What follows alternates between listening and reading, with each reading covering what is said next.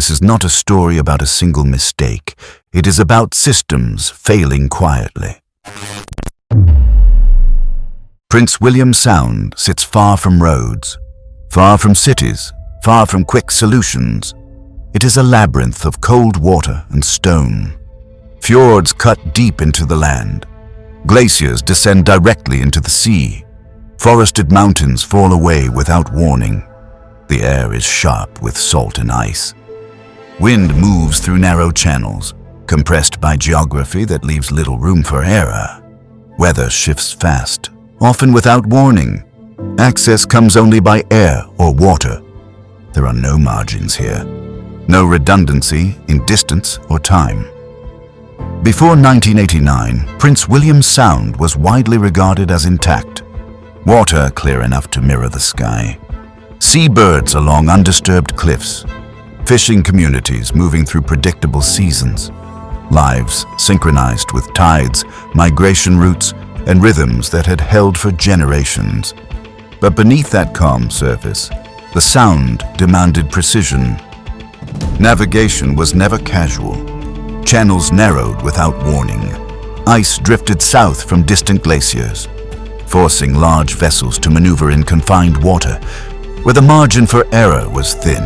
Every hazard was charted, every risk documented. And still, the system relied on judgment. One feature stood out among them all. Bligh Reef, a rocky formation barely visible above the surface, clearly marked on navigation charts, known to every captain who entered these waters. It was not hidden. It was not a surprise.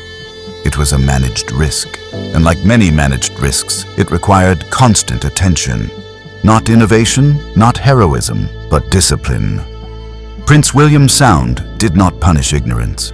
It punished assumption. Here, even routine carried irreversible weight. On the evening of March 23, 1989, the oil tanker Exxon Valdez departed the Alyeska pipeline terminal in Valdez, Alaska. Its cargo was routine. North Slope crude oil, bound for refineries in California, more than 50 million gallons. After departure, the tanker entered Prince William Sound and followed the outbound traffic lane under standard escort procedures. Nothing felt unusual. Ice had been reported along the normal route. To avoid it, the tanker received clearance to deviate east of the lane, a standard maneuver performed many times before.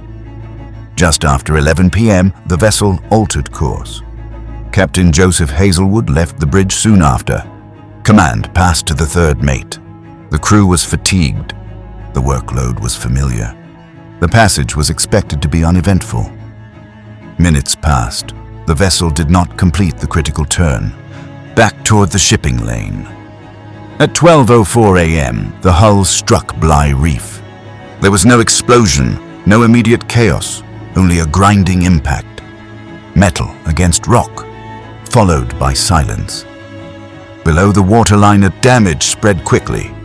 8 cargo tanks ruptured. Crude oil poured into the Sound. Within minutes, the reality was clear. The ship was hard aground. The release was uncontrolled. By the time the Coast Guard was notified, oil was already spreading, drawn outward by wind and current. Response began almost immediately. But the setting offered little cooperation. Darkness, cold, distance. As dawn approached, the scale became visible. A black sheen across the water, then thicker bands, then heavy patches moving toward shore. There was still time, briefly, to contain the spill. But containment required coordination, availability, decisions without hesitation. In those first hours, those conditions did not align.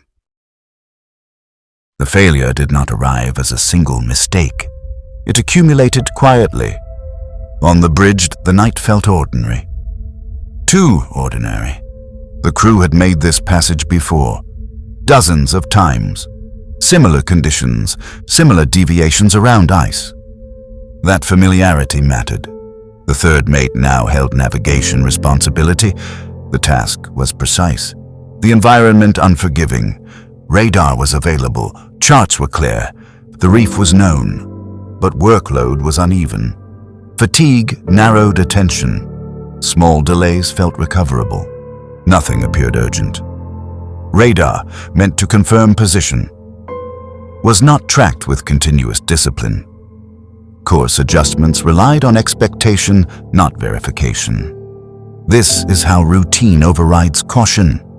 When systems operate normally, they fade into the background. Monitoring becomes passive.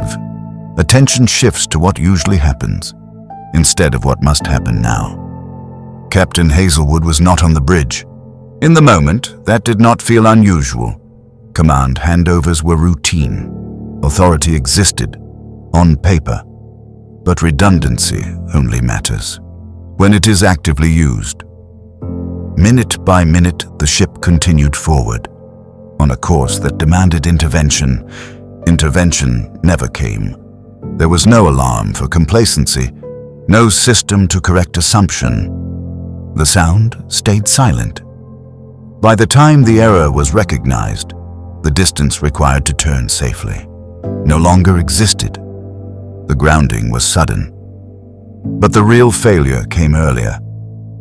When certainty replaced confirmation, investigators would later call it human error. That label is incomplete. The system allowed a single, fatigued decision-maker to carry the weight of an environment that tolerated no delay. The charts worked. The reef stayed where it had always been. What changed was attention. And once attention slipped, the window for recovery closed without warning. In the days that followed, Prince William Sound became a site of reckoning. Oil spread across more than 1,000 miles of shoreline, into coves, beaches, tidal flats untouched by industrial contamination. Wildlife losses mounted quickly. Seabirds, marine mammals, fish stocks. Their absence felt long before recovery began. Cleanup expanded at unprecedented scale. Thousands of workers arrived, hundreds of vessels deployed.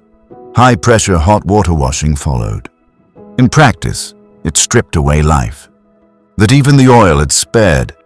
The environment set the limits. Cold slowed breakdown. Remote terrain restricted access. Much of the oil stayed where it landed. Investigations moved in parallel. Captain Hazelwood faced charges and scrutiny. Exxon's preparedness came under question. Regulatory oversight was examined. Traffic monitoring, enforcement, assumptions. No single conclusion absorbed full responsibility. Fault spread outward, across individuals, procedures, and institutions. The legal aftermath lasted decades. Compensation battles reshaped corporate liability. Public trust in oil transport eroded. In 1990, the United States passed the Oil Pollution Act. Stronger response planning. Accelerated adoption of double-hulled tankers. Risk was reduced. It was not removed. Decades later, oil remains beneath Prince William Sound, preserved in cold sediment, a reminder that industrial consequences do not follow human timelines. The Exxon Valdez disaster did not hinge on unknown dangers or mechanical failure. It unfolded because routine went unchallenged in a place that demanded vigilance. Prince William Sound has not changed. The reef remains, the water still narrow. The margin for error is still thin. What remains unresolved is whether human systems have learned to respect that margin, or simply learned to assume they have. Until the next story unveils, this is the Liminal log. Thank you for watching.